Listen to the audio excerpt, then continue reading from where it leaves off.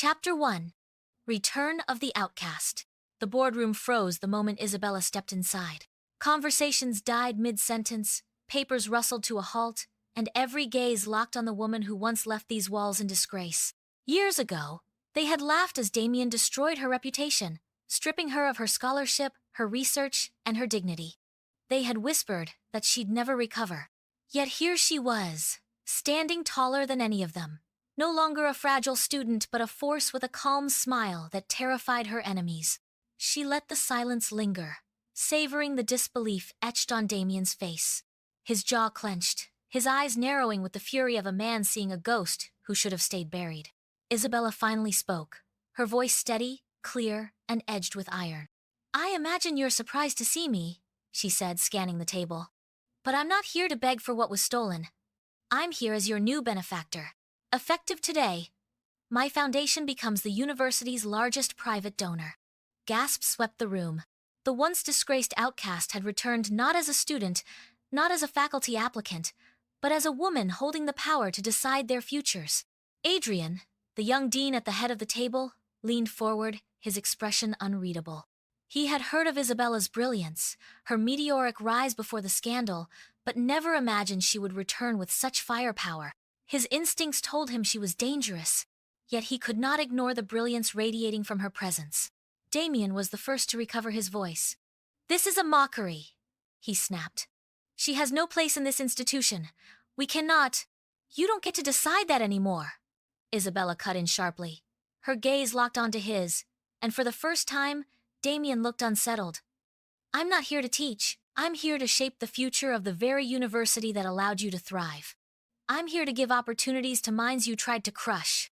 And whether you like it or not, every step you take now runs through me." The board members shifted uncomfortably. Adrian intervened, his tone even but probing. "Miss Isabella, the university appreciates your generosity. But I must ask, why now?" Her eyes flickered toward him, softening briefly, before hardening once more. "Because it's time for debts to be paid." Later that night, the gala sparkled with artificial laughter and polite applause, but beneath it ran currents of suspicion and fear. Isabella moved through it like a queen reclaiming her throne, every step calculated, every word sharpened for effect. Adrian kept a careful eye on her, watching the way faculty and donors gravitated toward her confidence, and how Damien, once the golden boy of academia, fumed at her growing influence. Damien cornered her by the champagne table, his smile venomous. "You think you can waltz in here, throw money at these cowards, and erase what happened? You'll never outrun your disgrace, Isabella." She tilted her head, meeting his arrogance with icy calm. "I don't intend to outrun it. I intend to bury it, and you with it." For a flicker of a moment, his bravado faltered, and she saw the cracks in his armor. That glimpse fueled her resolve. Adrian appeared at her side, diffusing the tension with practiced charm. "Professor Damien, perhaps tonight isn't the time for disputes. Let's allow our guests to enjoy themselves." Damien sneered but stepped back, muttering under his breath as he retreated. Adrian turned to Isabella, his voice low. "You have no idea the storm you're walking into." She looked up at him, her tone unwavering. "I didn't come to walk into a storm, Dean. I came to become one." His eyes lingered on her longer than he should have, caught between admiration and warning. Something in her presence unsettled him, not because she was reckless, but because she was deliberate, every move part of a larger plan. As the gala reached its peak, Adrian took the stage to thank the donors. When it was Isabella's turn to speak, the hall hushed, curiosity pulsing through the crowd. She stood with poise, her voice carrying like a blade across silk. "This institution once prided itself on integrity, on truth, on excellence," she began. "But integrity has been sold, truth buried, and excellence corrupted. I know because I lived it. I was humiliated, discarded, nearly destroyed within these walls. And yet here I stand not because of your mercy, but because I refused to stay broken." Gasps murmured across the room, faculty whispering, donors shifting uncomfortably. Damien's fists clenched at the edge of his chair. "I will not dwell on the past," she continued. "I am here for the future. Tonight, I announce the creation of a new chair position in ethics and research integrity, fully funded by my foundation." And the first candidate for this chair will be chosen from among our current faculty. Applause scattered nervously, but Damien paled. Isabella turned her eyes directly to him, holding the pause until the silence became unbearable. Even Professor Damien, she added smoothly. He too will compete for it. The room erupted. Voices rose. Donors leaned forward. Faculty exchanged shocked glances. Damien's composure cracked as he realized the trap. Competing for a position centered on integrity would drag every dark secret into the open. Adrian stepped forward, his tone steady, but betraying a spark of unease. That's an unexpected announcement. Are you certain this is the path you want to take, Isabella? She smiled faintly, her voice steady. Dean Adrian, I've never been more certain of anything in my life. The board members whispered furiously. Donors buzzed with curiosity, and Damien sat rigid, his fury barely contained. Adrian's gaze flickered between Isabella and Damien, understanding that this was only the opening move of a far greater war. But as Isabella left the stage to thunderous whispers and scandalized murmurs, her heart raced not with fear, but with the thrill of battle. For the first time since her downfall, she was not the victim. She was the executioner. And though Adrian's eyes followed her with a mixture of caution and undeniable fascination, Isabella knew she could not afford to let anything, not even the warmth in his gaze, distract her from the war she had just declared. The gala ended with smiles forced tighter than masks, but the night's final image burned into everyone's memory. Isabella, standing triumphant, her announcement shaking the very foundation of the university. Damien's empire had been challenged. Adrian's loyalty would be tested, and Isabella's revenge had only just begun. The storm was no longer approaching. It had arrived, wearing the face of the woman they once cast aside. Chapter 2. Seduction and Sabotage. Damien did not sleep the night after the gala. He paced his office like a caged predator, every word Isabella had spoken replaying in his mind. Her challenge had been public, deliberate, and lethal. If she exposed even a fragment of what he had buried, his career would not just falter, it would collapse. Rage burned in him, but beneath the fury lurked a rare and dangerous emotion. Fear. Across campus, Isabella sat with calm precision, reviewing files she had gathered long before her return. Every connection Damien exploited, every questionable paper he published, every whisper of falsified data was catalogued. She did not rush. Revenge was not about speed, it was about precision. But as she traced her next move, Adrian appeared in her office doorway. His presence unsettled her not because of his authority, but because of the way his eyes searched hers, as if he saw through the steel mask she wore. "You've shaken the entire institution in less than 24 hours, he said evenly. Some admire you, some fear you. Damien despises you. But I need to know, are you here to help us, or to burn us down? Isabella held his gaze, refusing to flinch. I'm here for truth, and if truth burns this place, then perhaps it deserves to burn. Adrian stepped closer, lowering his voice. Truth isn't always survival, be careful. The fire you've lit could consume more than just Damien. Her lips curved slightly. I've lived through the fire before, Dean Adrian. This time, I intend to control it. His stare lingered, torn between admiration and alarm. But before he could speak again, Damien's fury erupted elsewhere. He cornered Sophie in the hallway, his smile dripping poison. You want tenure, don't you? He whispered. You want security, recognition, respect? Then you'll do something for me. Watch Isabella. Find out what she's planning. Bring me anything. Emails, notes, whispers. If you don't, your career ends before it begins. Sophie's throat tightened. She had always looked up to Damien, but his eyes now gleamed with menace. Terrified. She nodded, though a seed of doubt lodged in her chest. Meanwhile, Isabella prepared her first strike. Late at night, under the glow of her desk lamp, she leaked confidential documents to the academic press, evidence that Damien had falsified data in his most celebrated study. It was only a fragment of what she had, but it was enough to fracture his image. By morning, the university buzzed with scandal. Whispers of misconduct spread through classrooms and hallways. Faculty avoided Damien's eye. Students questioned his lectures. For the first time in years, cracks appeared in his golden boy facade. At the emergency board meeting, Damien defended himself with smooth arrogance. Anonymous allegations, Unverifiable documents, this is nothing but a smear campaign. His voice was confident, but sweat beaded at his temple. Isabella sat silently in the back, her expression unreadable. She didn't need to speak. The rumor itself was the weapon. Adrian noticed her calmness, and it unsettled him more than Damien's bluster. After the meeting, he found her alone in the corridor. "You leaked those documents?" he said quietly. She didn't deny it. "He deserves worse." Adrian shook his head. "Even if he's guilty, the way you're moving, it's dangerous. If you keep this up, you'll burn everything, including yourself." For the first time, his words struck a chord. Her chest tightened, not with guilt, but with the dangerous awareness that he cared. And caring was a luxury she could not afford. "Still," she whispered, "maybe that's the point." His frustration flared, but instead of anger, his eyes softened.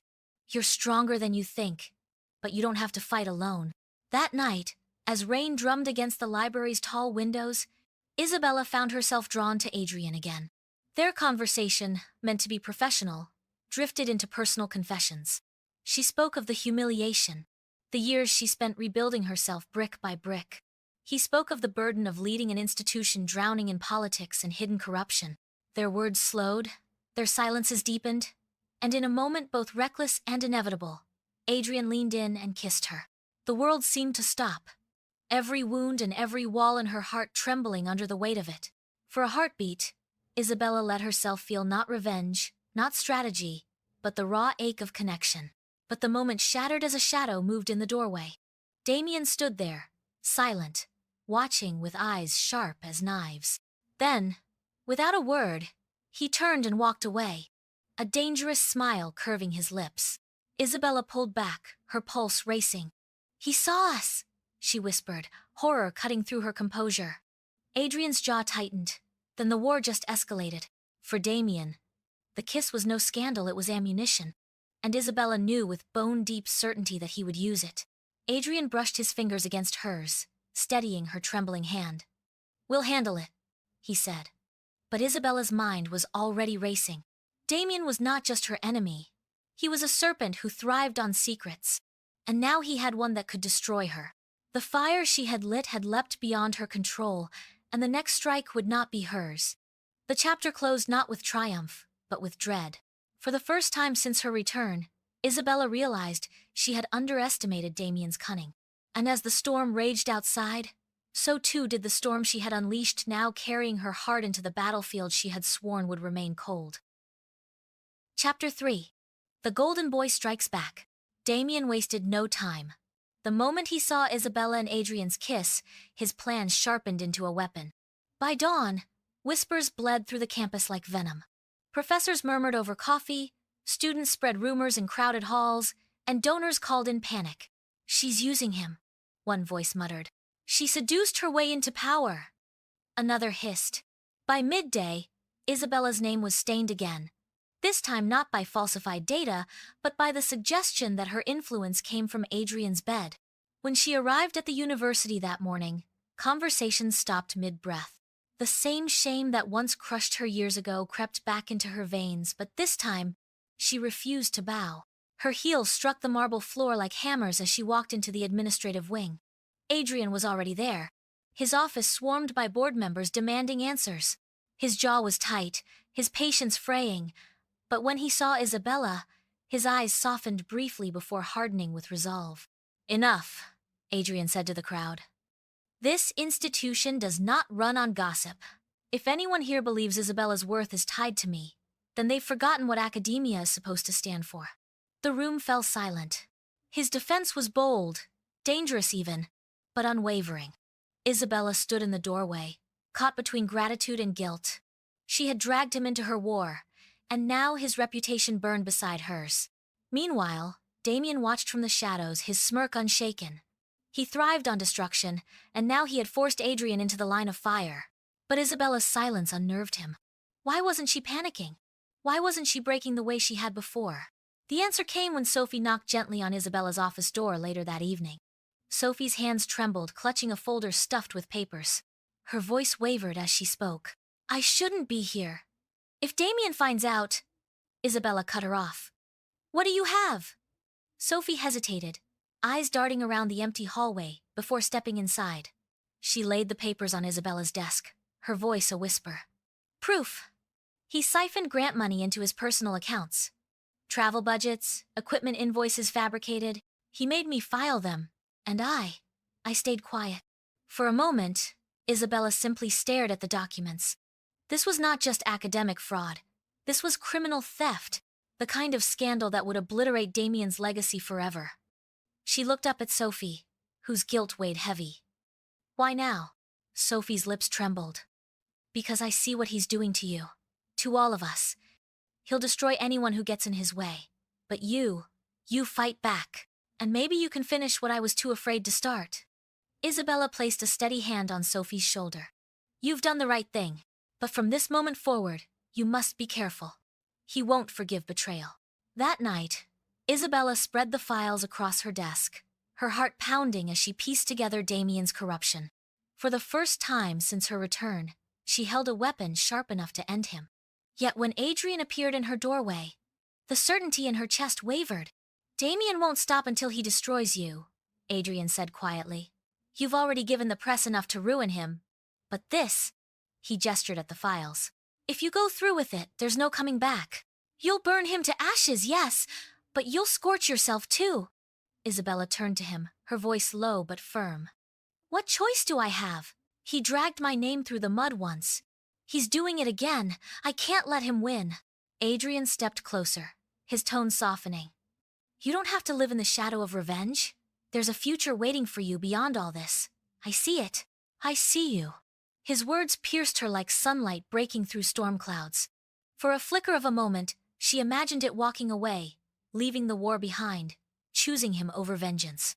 But then Damien's voice echoed in her mind. You'll never beat me. You're still the girl I crushed.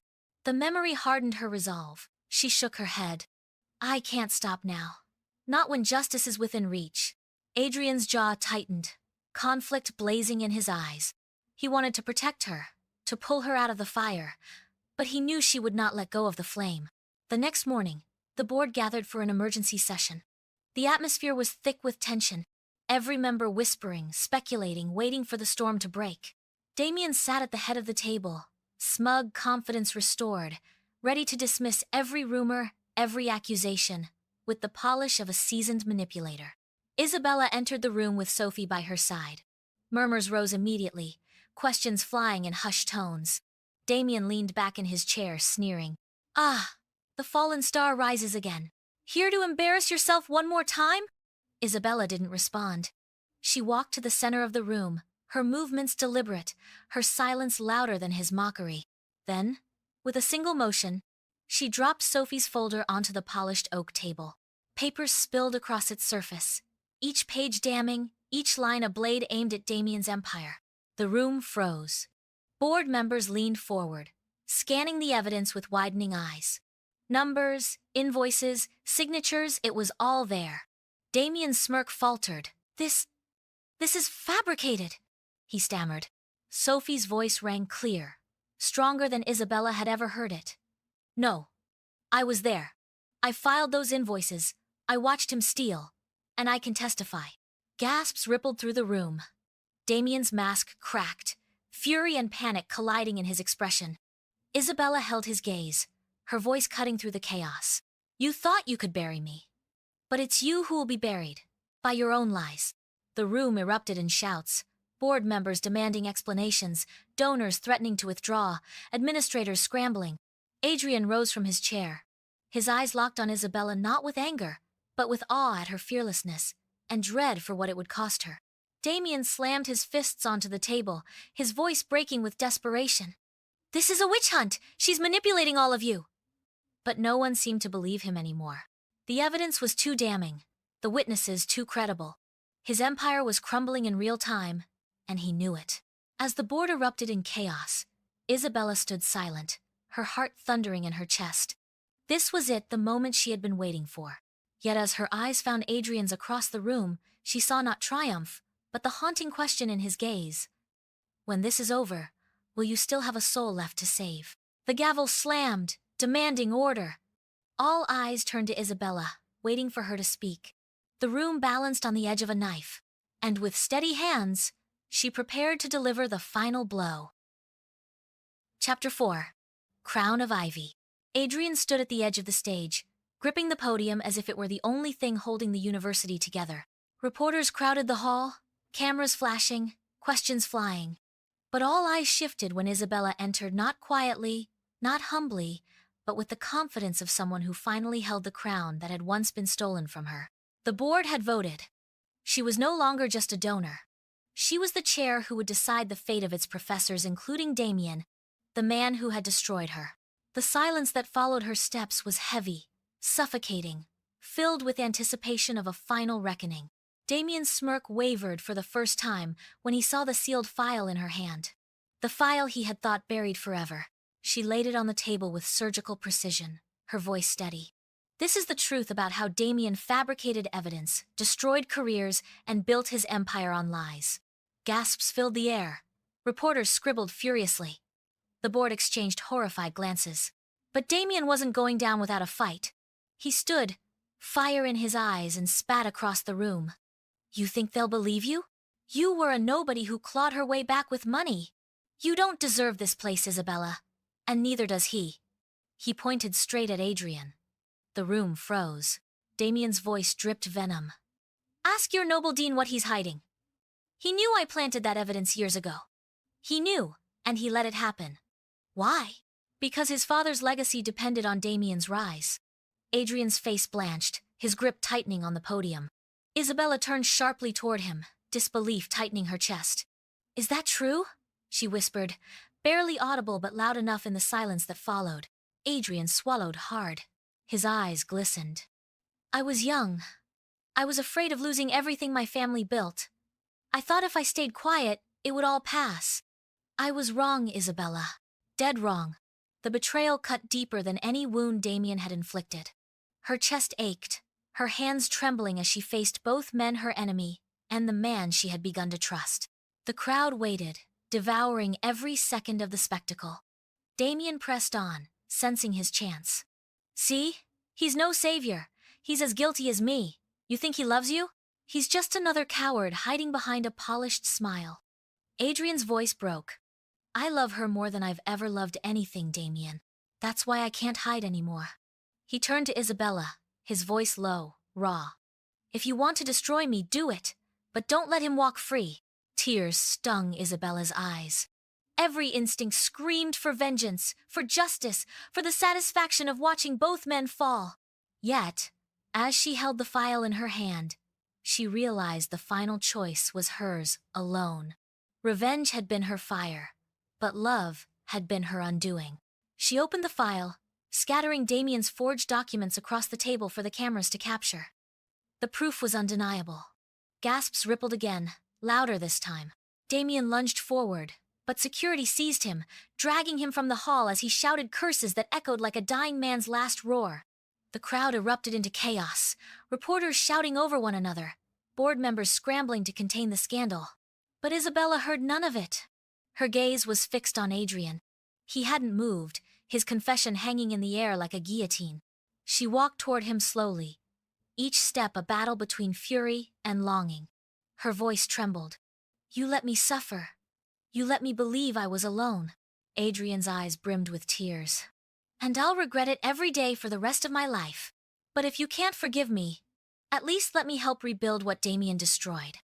Let me spend my life making it right for you. The silence stretched, thick with tension. Finally, Isabella exhaled, her voice breaking. You don't deserve forgiveness. But I don't deserve to live the rest of my life chained to vengeance either. Her hand found his not in full forgiveness, but in a fragile truce. The crowd around them blurred into insignificance as they stood together at the center of the storm. Weeks later, headlines still screamed of Damien's downfall, the university's shame, and Isabella's rise as the woman who turned an institution inside out. But the quieter story, the one not printed, was the one whispered in the corridors. The donor who loved the dean who confessed his sin, and the fragile hope they tried to build from ruins. On a quiet evening, Isabella stood with Adrian in the empty lecture hall, the same place where her humiliation had once begun. This time, there was no jeering, no betrayal, no lies. Only silence, and the man who had nearly lost her forever. Adrian reached for her hand again, his voice gentle. You still don't trust me fully. I don't blame you, but I'll spend every day proving I deserve a second chance. For a moment, Isabella said nothing. Her mind flooded with everything they had endured. Then she allowed the smallest smile to break her lips. Then don't waste a single day. The lights of the hall dimmed behind them, the past finally closing its grip. Isabella hadn't just destroyed Damien. She had destroyed the woman who once needed revenge more than love.